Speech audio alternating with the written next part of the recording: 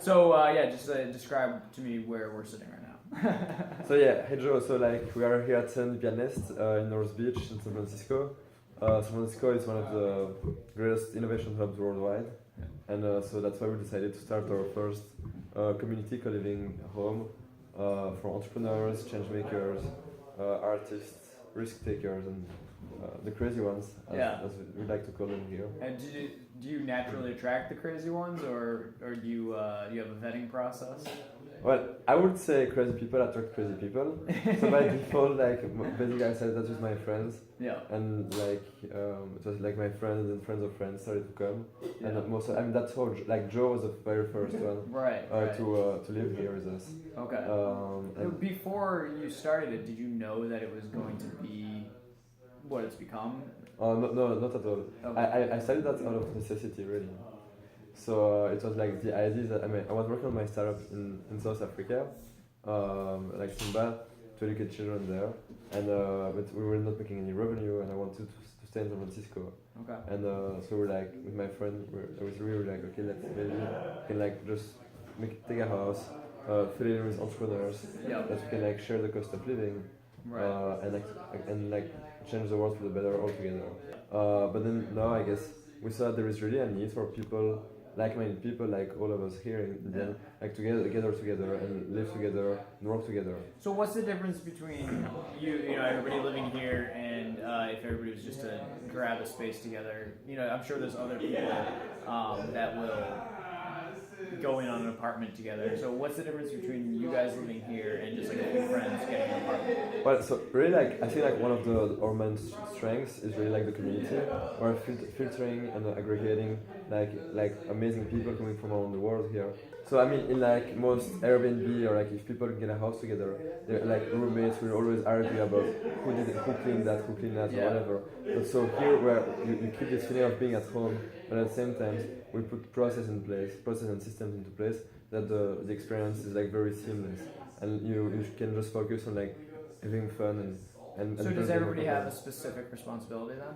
No, we started like that in the beginning, but in the end it's pretty hard. Like to share this, because people don't come. We are here to learn how to live all together and share a space and share our lives all together. But we are not here to start to argue about who cleaned that. Right. So we have like cleaners coming twice a week, and we have like we have a community manager, as we call like the Nest mom. Yeah. So we try to make it very personal, and she is here like to manage the community, organize events, make sure everyone is happy. Like the whole private property stuff.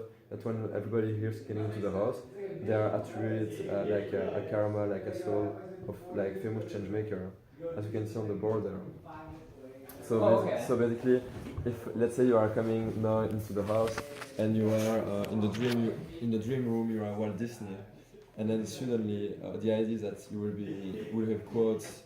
They will teach you about the history of Walt Disney, and like your shelves, your bed will be the Walt Disney bed. Your shelf will be the Walt Disney bed. Okay. Like everything, like your space in the fridge will be Walt Disney and all of that. So everybody has still their own space. Okay. Does having like the specific name attached to it, do you think that kind of inspires something in people, or is it more just like a little fun? I mean, I guess both. Okay. It's clearly fun. I mean, people laugh about it. Like, you're Mother Teresa. Oh yeah. So you have to live up to that. So yeah, but at the can't same drop time, the ball. it's still pretty inspiring, right? Because we have quotes of those guys everywhere. Yeah. And like, our idea is like not only to bring those people together, but we want like to create an environment where people get inspired and get energized. So a lot of feedback that we're getting is like people get energized when they come out of here. Yeah. Or that's They come out total communist. Yeah, it's like more. They come out Total communist now. What is a communist? Communist. Oh, communist. yeah. That this is a startup society in a sense, but a single house. I mean, yeah, but the idea is like to create like for Serendipia to create like this decentralized digital startup society, where in the end we will have like those physical space in front place in the world innovation hubs, and everybody will be linked on a platform where people could like. So Serendipia is the society, but it doesn't have to all border each other or all be. It's borderless. It's a borderless digital society, where in the end like the only physical expression of it will be like the houses. Right. Like for the crypto, so it's gonna be like a security. to create like a social impact investment fund. Okay. It's like new here for those guys. Like that will invest like in like world changing initiatives via Serendipia. Okay. And yes, that will act like as a bank for our decentralized service society. Okay. And those guys will interact on like our platform should be like a social media for our community. Who gets to decide how that money is spent? So that's the thing, like with this token, we'll also like give you the right to vote on how this money will be attributed. Okay. In a way that we want to decentralize like choices for governance. But we still need to figure out like the best economics around that. What makes you do what you do? I think we're living in a very turning point in humanity. We are entering like probably the next 20 years are going to be the most creative that has ever been, and we need to change systems, not because we want to, but because we need to. Otherwise, we are all just gonna fall.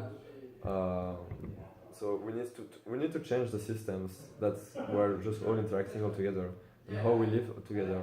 So I think like from like co-living is teaching us so much, right? It's like because people are in their own apartment, but they lose a sense of empathy and all of that. But when you live here with people, you learn so much to develop such an empathy for others. That's one that's just for the co-living aspect. Then when I create a new financial tool, because I really believe like that, like money in itself, like paper money doesn't have any like good meaning for people and the world and each other. So when I create a foreign currency that will be more impactful and actually helping humanity and like people to get closer to the environment, right? A greener kind of currency.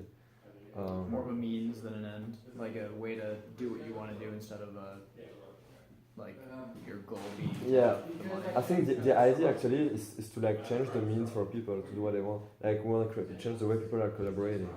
I mean, we come back to the game theory. Game theory is used a lot in cryptocurrencies, in Bitcoin and all of that. But it's true, right? If we are all trying to maximize each other's benefit, we will all benefit each other, and our ultimate value that we're getting will be higher than if just some guys are getting all the value and all the rest is fucked up. So yeah, I mean, what I do is that I've just been very unhappy about all the ways the world is working over the last 25 years. When I was involved, like I was the only one owning Bitcoin out of 1,000 students. So I was like 0.1%. It was 2 years ago. And I was trying to convince everyone to buy into Bitcoin. And I mean, yeah, they don't understand. Most of it, they don't understand still now. So, like, I'm going where people understand what like startup societies. Yeah. So I mean, it's a very good community for that. I mean, that's why we're here. So is that what you're kind of aiming for as well, like to try to fit into the group that you created, or trying to create a group that you feel like reflects your values more, so you guys can collaborate instead of having such different ideas that it doesn't? Yeah, no, I think like I think it's like collaboration and like really like going where people understand each other, because to then democratize it, I mean there is always like this curve, like the innovation curves. You have the innovators, early adopters, the mass, blah blah.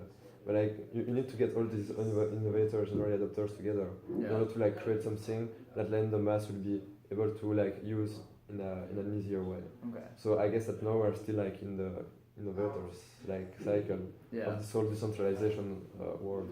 Yeah, I feel like some people might say that it's kind of like insular. Like if everybody's always kind of agreeing with each other, you wouldn't grow as much. Like, you know. That's true as well.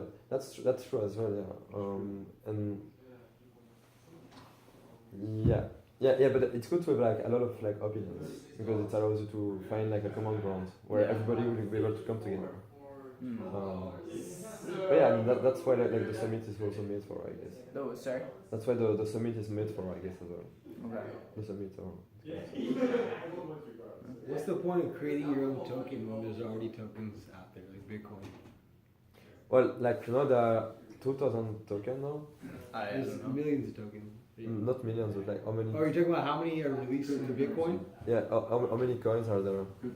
900? 900, so it's not that much, but still. There's only 900 currencies, you're saying, in the whole world? Yeah, I mean, so I think that we are this whole token like concept is so we are entering a new era in economics.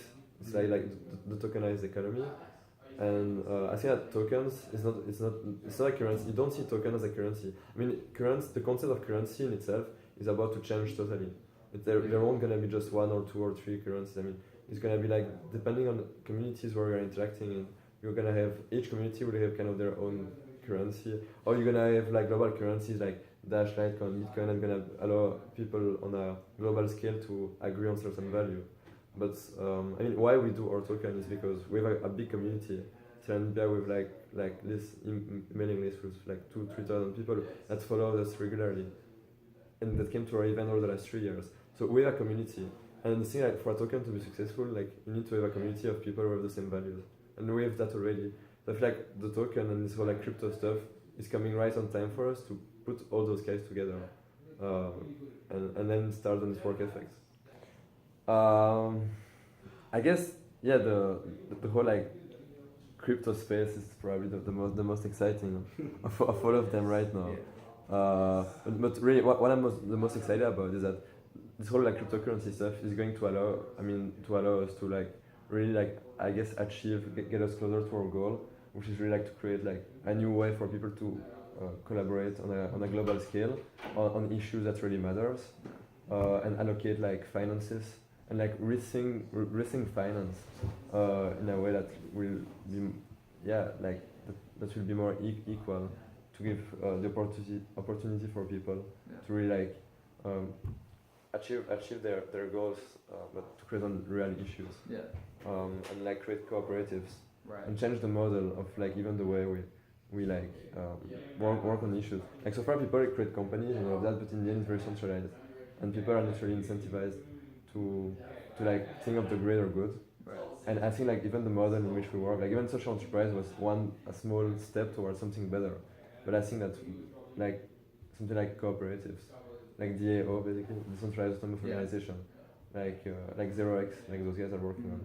But we wanna like also like import this model to work on social issues, where everybody will like get a share like through those tokens we can also like attribute like a small amount of each those companies, and everybody is rewarded accordingly. Okay. And everybody votes on decisions and all that according to its stock market. yeah, exactly. It's like stock market for companies' ownership. Okay. I think you want Serendipia to be that basically like the hub of where entrepreneurs can come to fund their project or own pieces of other people's project, and kind of be like almost like a crypto mutual fund. That's what it is. No, that's what it is. Yeah, it was like credit union and like microloans, and it's like with the central banks, and people can like collaborate around it. I mean, not central. Like, I mean, there is like a fund. Yeah. And Alright, so it's like it's just you see it as more.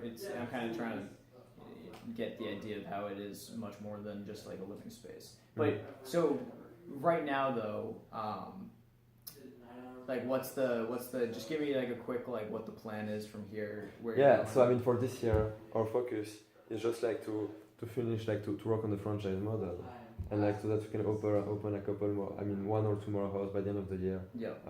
And start to see how it all works out, and setting like the fund, the crypto fund together. Okay. And start to create like this financial tool to serve us to grow the whole ecosystem. Yeah.